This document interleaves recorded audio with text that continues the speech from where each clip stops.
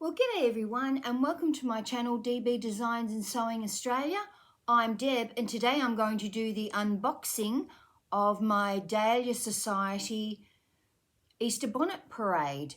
Now I did receive this when I was on leave and it gets delivered to work, and so when I got back on Wednesday it was there and I wanted to do an unboxing on Wednesday night, then Thursday night, but I was just way too tired. So today is the unboxing, and as you can see, I have not even opened it. That's how tired I was. Because often I will think at work I will open it at work, and I never did. So very tired this week.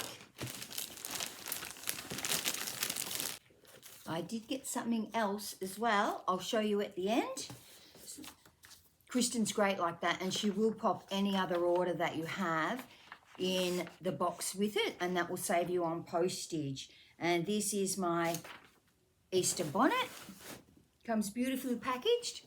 The postman, you know, it obviously wasn't kicking around in the back of the van for weeks, as sometimes things are that you order. And sometimes the box is very bashed up, but not to be. And there have not been very many unboxings of the Easter bonnet, so I would suspect that Australia Post is late with everybody. So the first thing I can see is some beautiful orange tissue paper, and it says Happy Easter with a lovely little sticker. But I managed to get off without ripping it. So the first thing we've got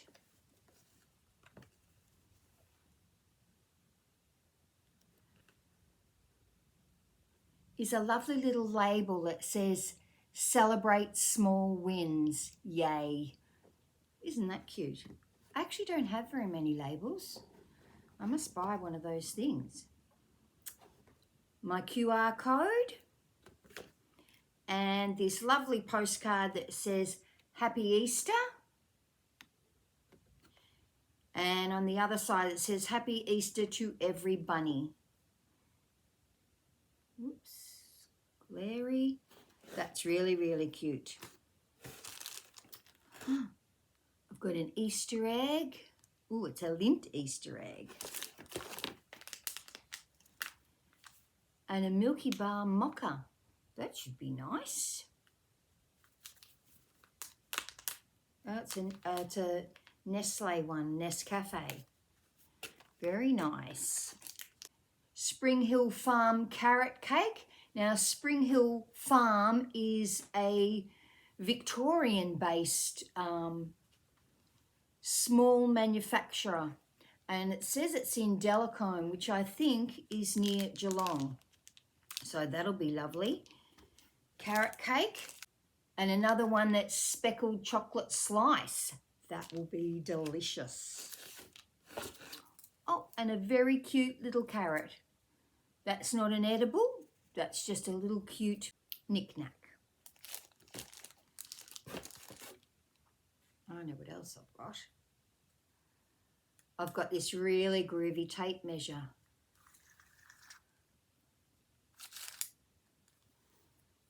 I don't know if anybody uses any of these. One side's inches, the other side's centimetres, so that's excellent.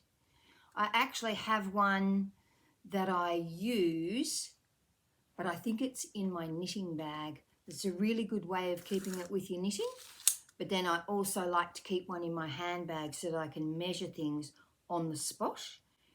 And I think last time I used it was in my handbag because I needed to get a knee bandage and I needed to know what size I needed to get. So I was able to measure my knee in the shop.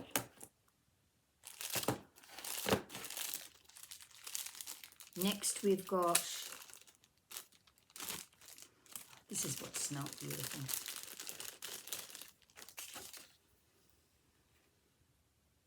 Handmade soap from Hawkesbury in New South Wales.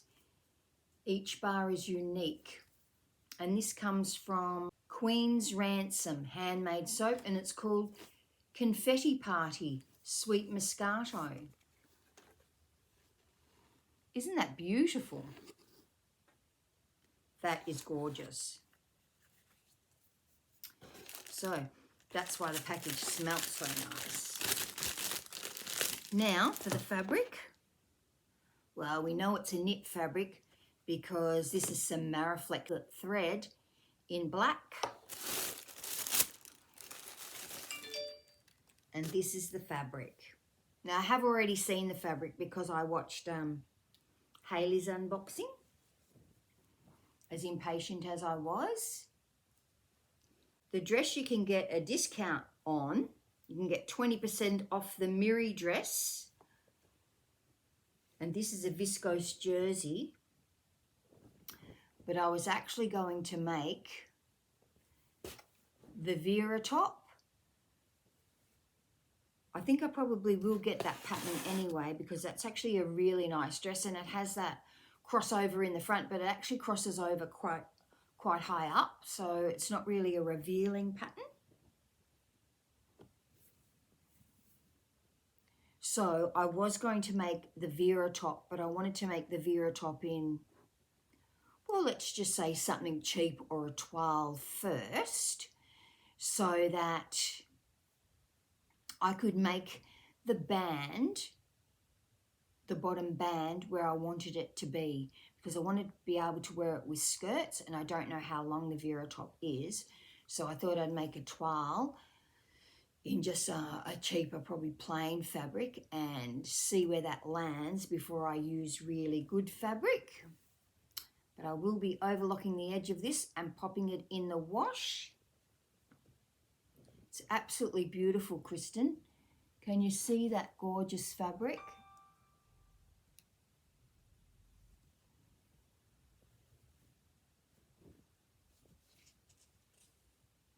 Really, really lovely fabric. And I tell you what, I certainly needed some more of the Mariflex thread, because when I was making the society dress, I seriously used just about every bit of Mariflex thread I had, except for the white. I used all of the dark coloured ones, and I had kept that greeny blue colour so that I could top stitch the hem for it. Now, the other thing that I received, and it's always so gorgeous, you get lovely thank you stickers on everything. Always so nicely packaged up, aren't they? It's like getting a present.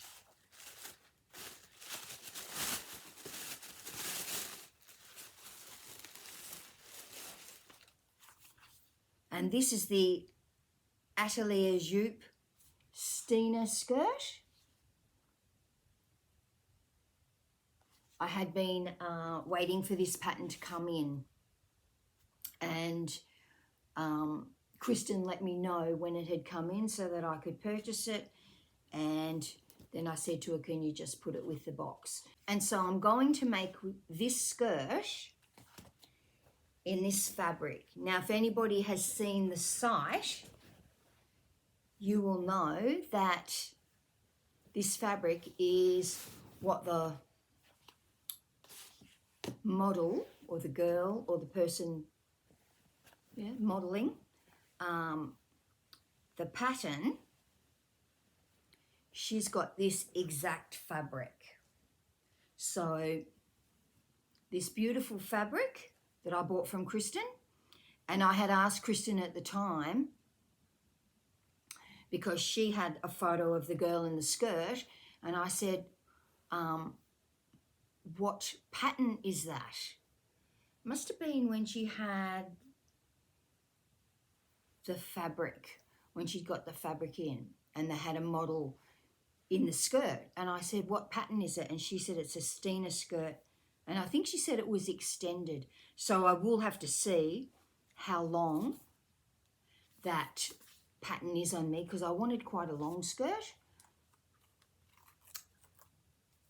Very nice looking pattern.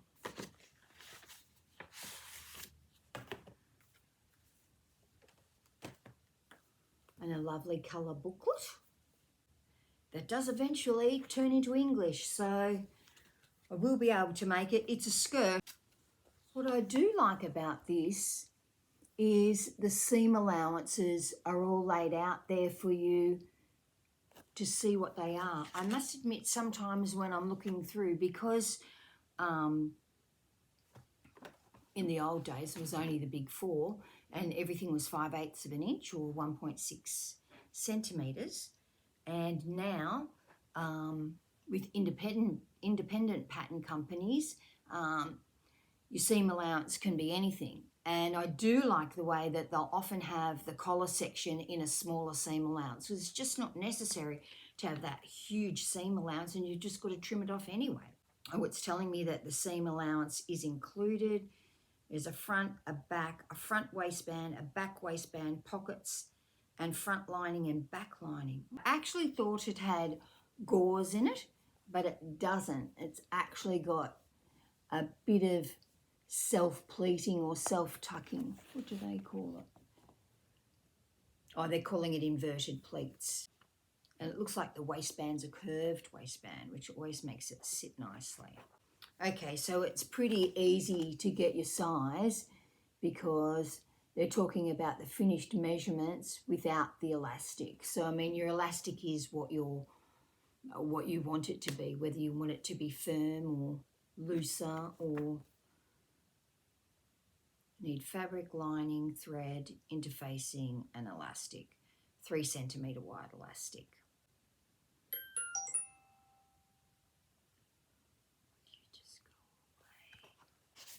So that's my purchases.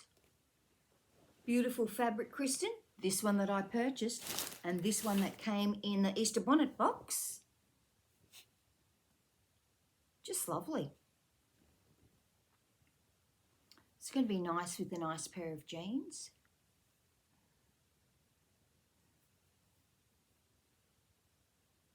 Not sure how high neck the Vera top is. Right. This is the Vera knit top. You can see I wanted to make the one with the really long cuffs.